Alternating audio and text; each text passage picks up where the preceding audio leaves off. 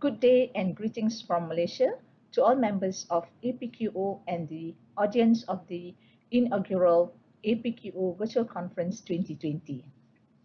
Welcome to my presentation, The Art of Staying Alive During the COVID-19 Crisis, Sharing of Malaysia's Experience. I am ZAINON from Malaysia Productivity Corporation or MPC. Firstly, I would like to congratulate the APQO for organizing this inaugural virtual conference that shows the commitment of the APQO in keeping the momentum to drive productivity, quality, and excellence despite the challenges faced currently. Thank you for giving me the opportunity to make my presentation and share the lessons that we can learn from this unprecedented crisis. Though Malaysia seemed to be experiencing the second wave of the pandemic due to the spike in the number of cases lately, I believe the lessons from the first wave is worth sharing.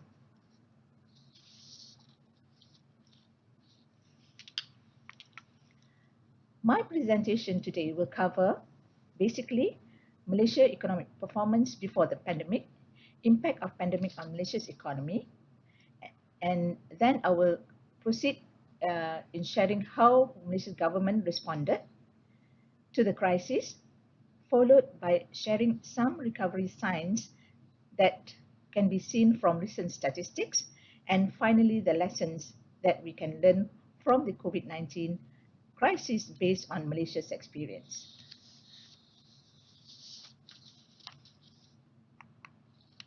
Now, let's take a snapshot look at Malaysia's economy before the outbreak.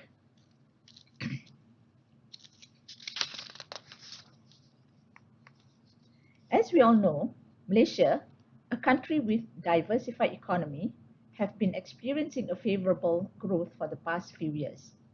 Against the backdrop of a challenging global economic environment and domestic supply disruptions, the Malaysian economy expanded by 4.3% in 2019, supported by resilient private sector spending. Malaysia managed to lower the headline CPI inflation to 0.7% from 1.0% previously. While Malaysia's experienced protracted and unresolved trade tensions which worsened the cyclical downturn in global manufacturing and investment, which recorded a contraction of 2.1%, the unemployment rate remained at 3.1% in 2019. As you can see here, in the chart shows that Malaysia's performance from 2015 to 2019, okay, for the key statistics that I'm sharing right now. In terms of productivity, we can see here from the chart shown, labor productivity improved by 2.2% from 2018. The growth in productivity contributed to growth in the country's gross domestic product or GDP of 4.3%, while employment grew at 2.1%.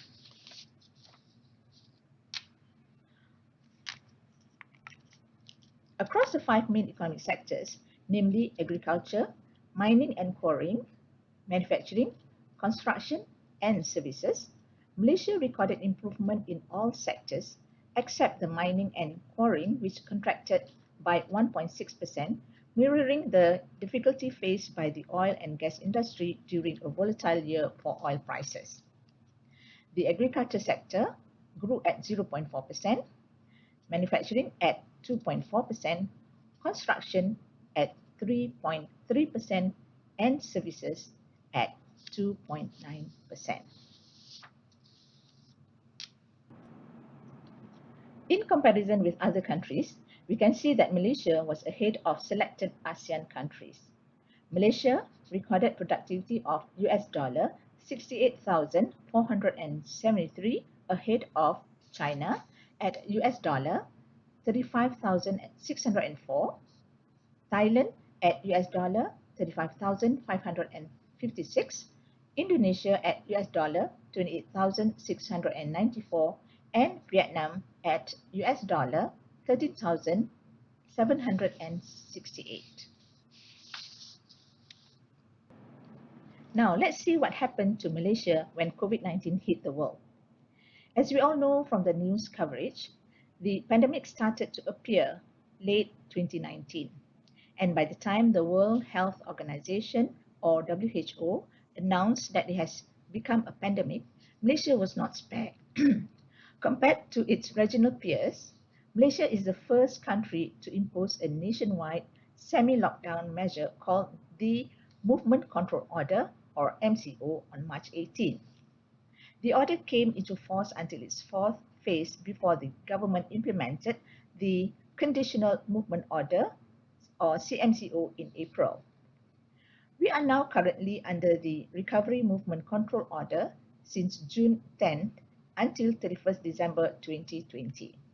It is called the recovery phase as Malaysia succeeded in flattening the curve. During the early period of the MCO, businesses were forced to cease operation except for essential services. Government offices as well as schools were closed too. The prolonged MCO, which served to protect the citizens from the rapid spread of the COVID-19 virus, had adversely affected the economy. Weak external demand conditions and strict containment measures confronted the economy with both demand and supply shocks. As we can see here, the economy registered its first contraction since the global financial crisis, which recorded at 17.1% in the second quarter of 2020.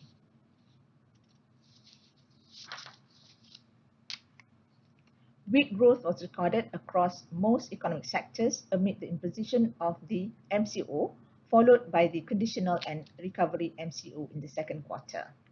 The services sector contracted by 16.2% as consumer spending and tourism activity were affected by the lockdown.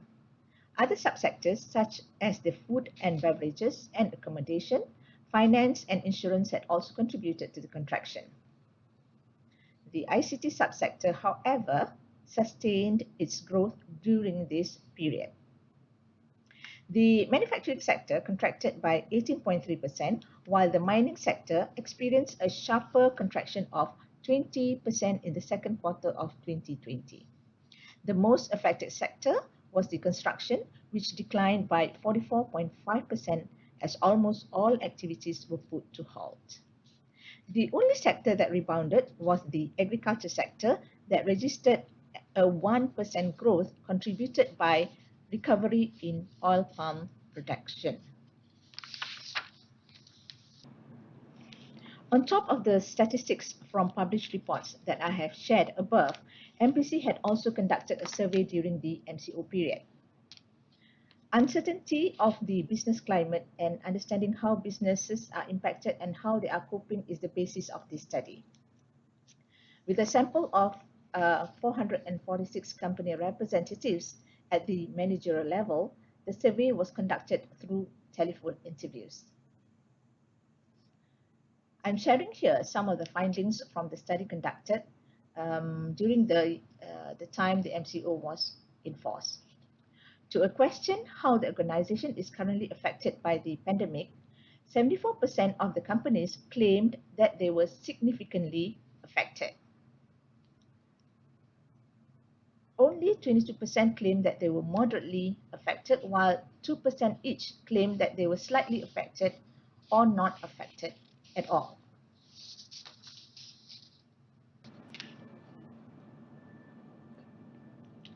To a question, with the current COVID-19 situation, which of the following does your company expect to happen in the next month?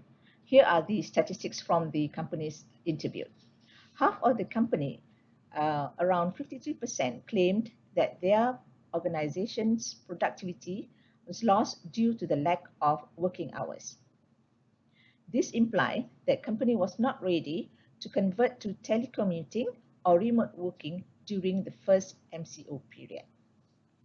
Staff layoff was only 11%, as most companies would keep the staff rather than retrenchment, which is good for the nation, as the rate of unemployment would not increase and affect the nation's labor productivity. To another question that we posed in the survey, How productive do you feel your workforce is when working remotely? 54% of the companies interviewed claimed a reduction of workforce productivity, and companies may not be ready to introduce remote working and have not taken steps to maintain or improve the workforce productivity. Companies during the MCO1 may also not be prepared to work remotely.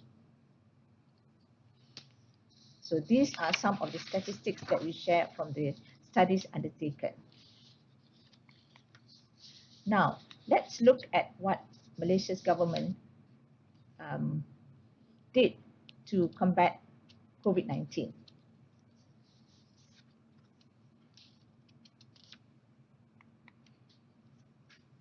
Several packages were introduced by the government to ease the burden of the rakyat as well as the businesses.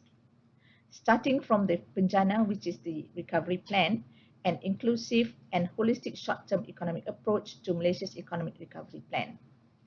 The latest being Krita Prihatin, a special initiative aimed at helping micro entrepreneurs, the country's workforce, and those from the B40 and M40 income group. The packages were introduced to empower people, to propel business, and to stimulate the economy.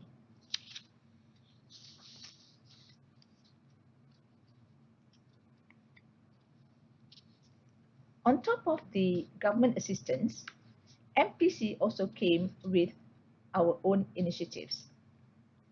Mandated by the government, we came in to assist businesses under the program called Malaysia Muda or My Muda. It is a structured and effective strategy that would improve national regulatory quality in direct responses to regulatory challenges faced by businesses and other stakeholders in the wake of the COVID-19 crisis. It is an initiative which is aimed at assisting companies and business which were burdened by red tape and bureaucracy. The initiative would also lower business costs and create jobs while stimulating the economy.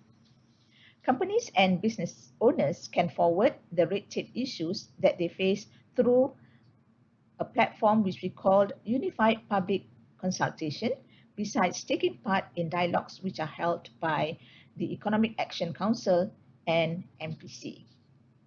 Issues brought up will be analysed by the Business Facilitation Action Team or Pemuda and escalated to the EAC meetings to be assessed before a decision is made.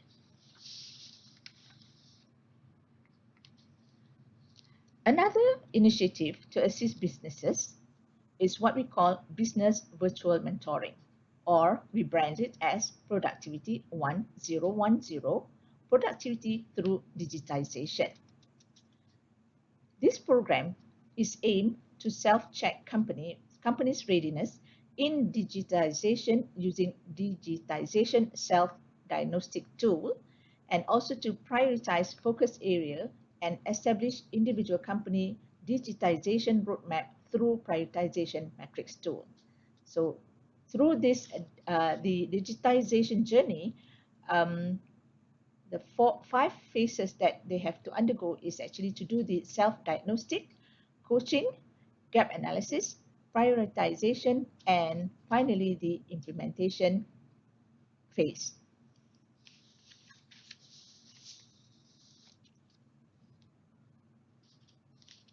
Now, looking at some recovery signs that we can see from the statistics shown lately. The impact of government initiatives on the Malaysian business economic recovery, we can see that the country's economy is starting to show positive signs following the opening of businesses in stages.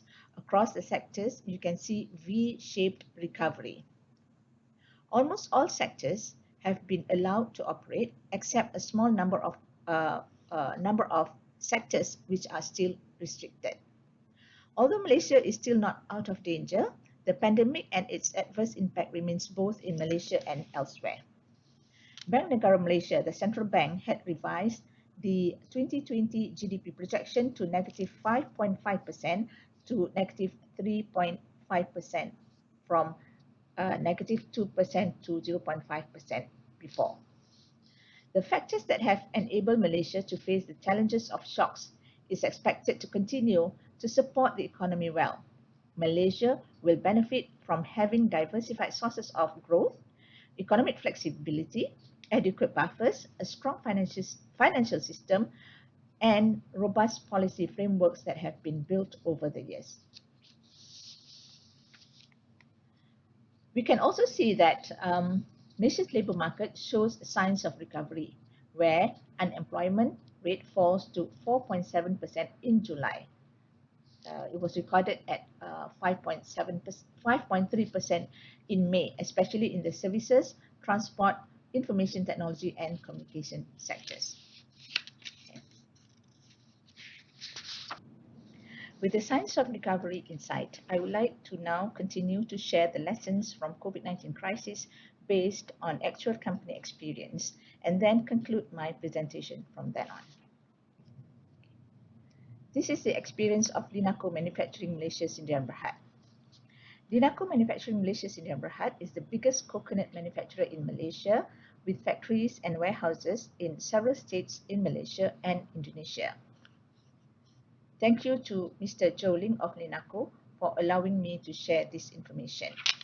So during the COVID-19 period, Linaco experiences challenges such as a limitation of 50% workforce, restricted working shifts, closure of certain government and private sector offices that affects some players in the logistics chain network, restriction order of public movement and travelling.